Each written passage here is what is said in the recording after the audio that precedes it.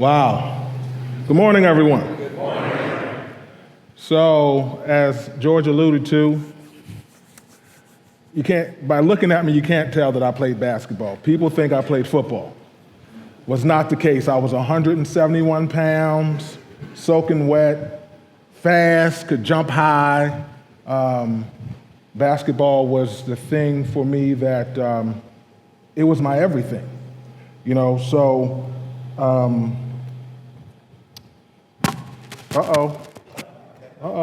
Malfunction. I think I'm good. I'm good. So, the game of basketball has thrown a lot of curveballs for me. As I said, I was not a star right from the beginning. So in this, I want to talk about the downfalls, the hurts, the things that knock you down. So, because we can all agree that life will throw some punches and it'll knock you down. We can all agree that when these things happen, they're never planned. We can all agree that the victory comes in getting back up.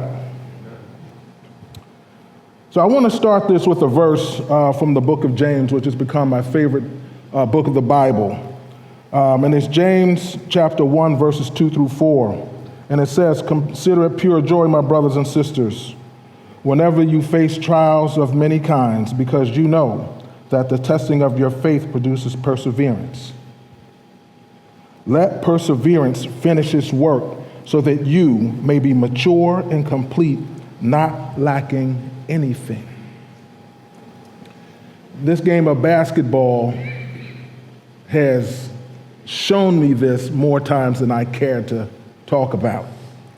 But in this verse it says, pure joy when facing trials. Sounds a little counterintuitive, right? How can I get joy out of something that's hurting me? Just stick with me.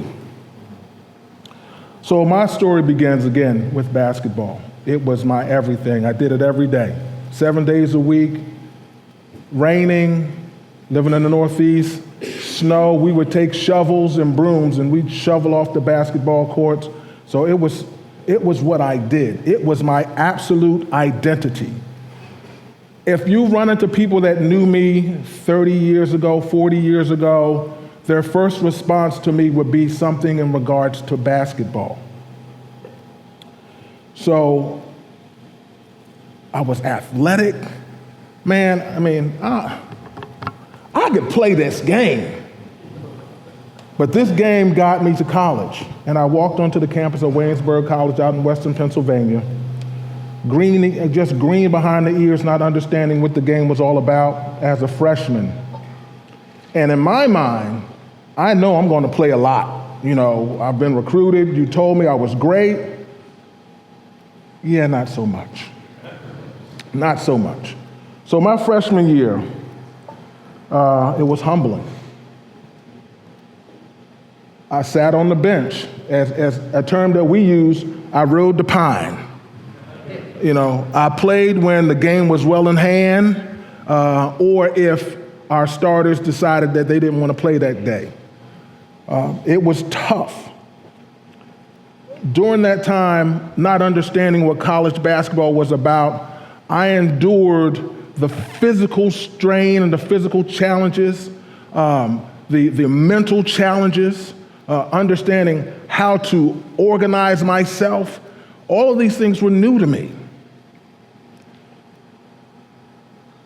But as that year went on, I'm recognizing I'm not really playing. I don't really know what's going on.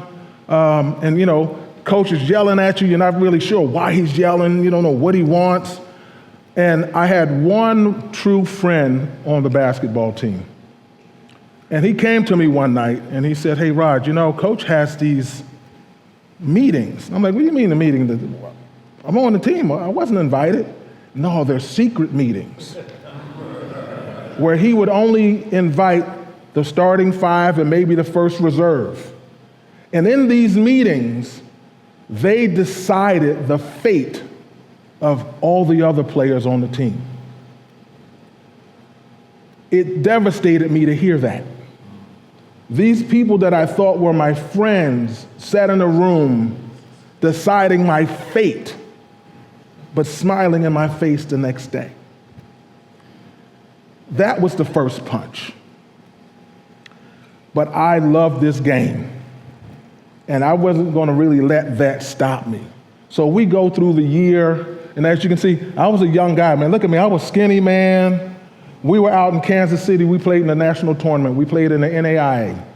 We had, at that end of that season, we had accumulated the best record in the school's history of 25-6. We finished number 8 in the nation. Great freshman year. Didn't play much, great freshman year. But it gave me fuel to come back the next year. So over the summer, prepared myself. In Philadelphia, basketball is king. I played against some of the best talent at some of the best schools in the country, and I could hold my own. I prepared myself for the next year. My sophomore year, I returned back to school, have a meeting with coach, and he asked me, how am I feeling? What are my thoughts for the year? And I said to him very candidly, if I'm going to be here, I'm going to play. There was no doubt in my mind. And he was like, that's good, that's great. But he also had a plan too. He talked to us about, hey, you guys should get involved with things that's going on in campus. Don't just be basketball focused. Get involved with some other things. And I took him at his word. So I decided to take a crack at theater. And you guys wouldn't guess, I went out and I auditioned for a play, and I got a role in a play called Brigadoon. I'm running around, skinny legs, wearing a kilt, man, having a great time. Right? Now, that would ironically come back to get me later. So sophomore year, preseason starts, things are going well. I'm playing well. I actually recorded my first college double-double during my sophomore year. And I remember sitting in practice and coach is going over the stats, and he reads the double-double and he looks at me like, wow, I didn't know you could do that. But it was done. So now we're moving on, we're playing preseason games, and then disaster strikes. Warming up for one preseason game, and I told you I could run fast, I could jump high. I'm going to dunk the basketball. With all the force that I have, I hit the front of the rim. My arm goes back the other direction. Not natural. So now I can't lift my arm. But the game is going to happen. So I say to my coaches, I think I hurt myself. He said, just go take a seat. So the game is going on. He calls me to go into the game, and I can't lift my arm. And I look at him, I said, Coach, I can't go in. I can't lift my arm. And he looks me dead in my eyes. And he says, well, go back to Brigadoon. I walk back to my seat. So that game happens. The next day I have to go see him so I can get my medical forms to go get my shoulder checked out. So I walk into the office, he sits me down, he gives me the forms. But not only does he give me the forms, he gives me something else. He indicates to me that he can no longer use me. I can't communicate to this many players, so I have to let you go. You can stay until the end of the semester, but after that, we're going to cut your money off. Devastation does not begin to say what I felt.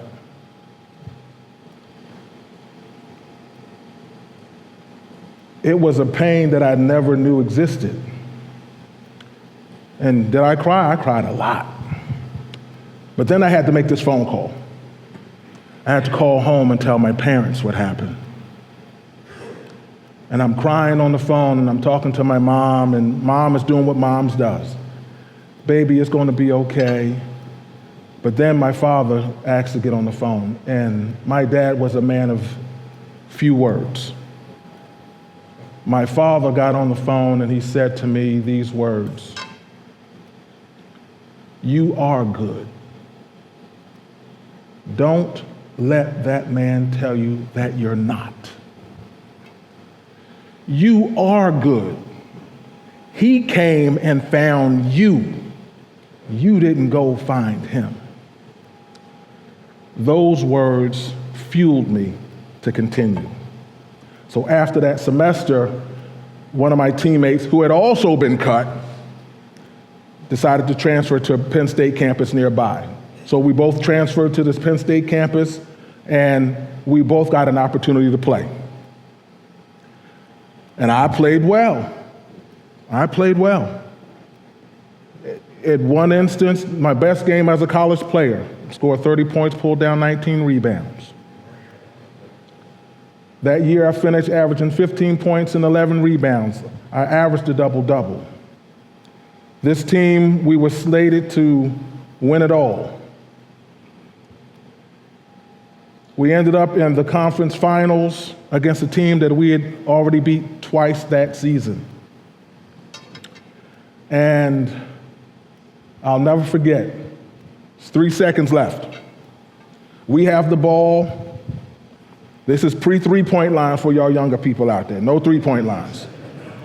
Coach diagrams the play for me to come from the left side all the way to the right side to get the basketball.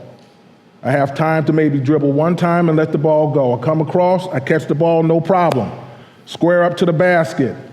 Let it go from 25 feet. It looks good when it leaves my hand. I've shot that shot maybe 1,000 times. It looks good, I'm watching. It's rotating. It hits the rim. It rolls. It rolls. It rolls a third time, and it falls out. We lose. I'm devastated. But my teammates picked me back up. But the moral of that story was, as my season went, my coaches and my athletic directors, hey, what do you want to do after this? Where do you want to play? And I said, you know what, I got one dream. I want to play Division I. And our school functioned like a junior college, so it was like a feeder for a lot of other schools. I want to play Division I. So as we went through the season, and I'm first team All-State, and I'm first team that, and all academic this, that, and the third, I'm expecting these things to happen. Season ends, nothing.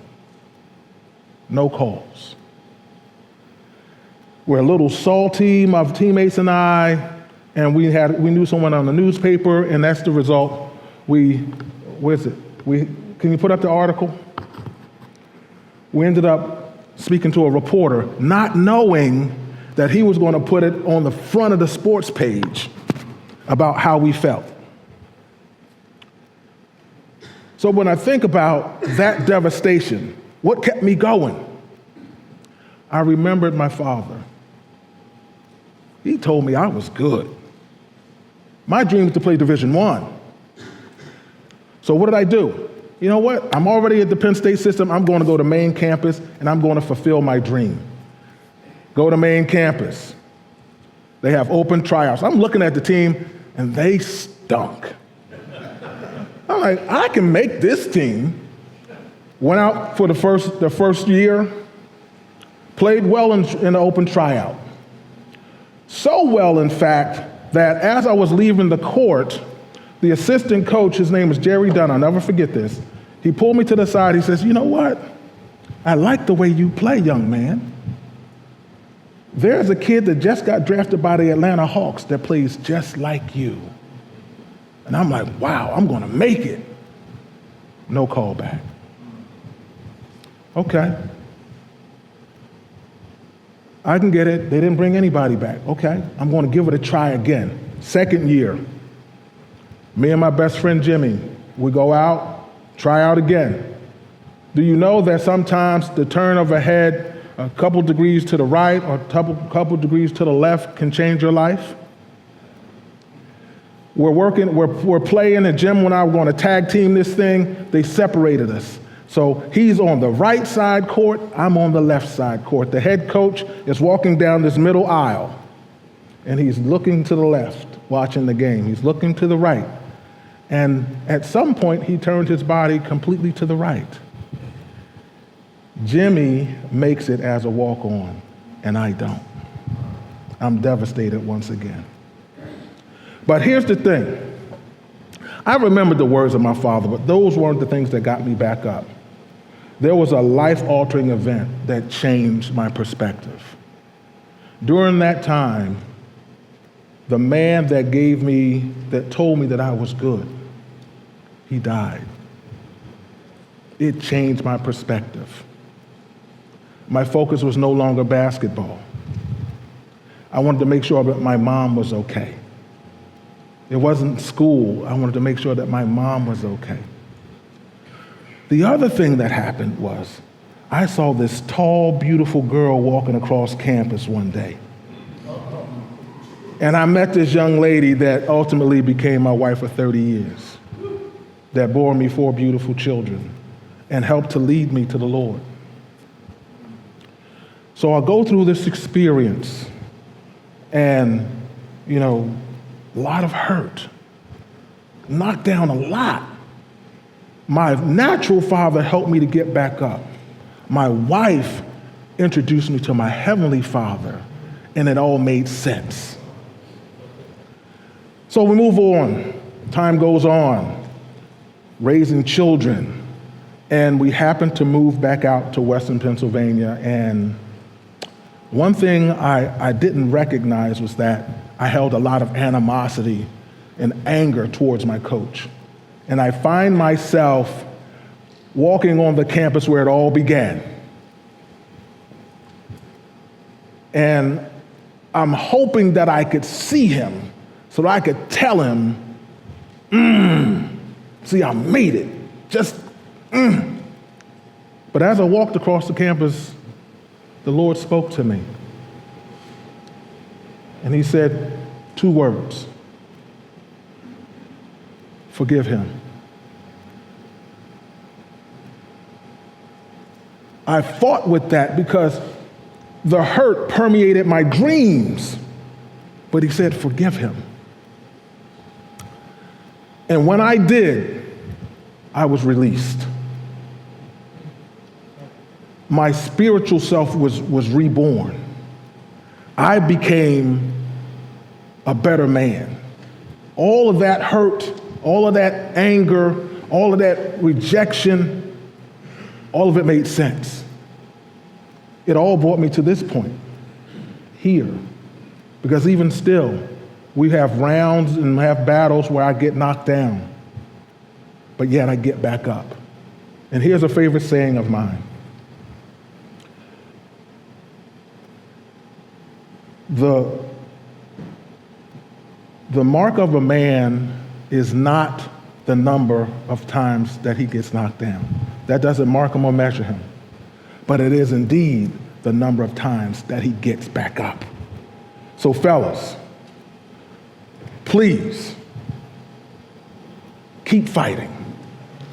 Get back up. The people that you love, the people that you care for, and even yourself will be glad you did. Thank you.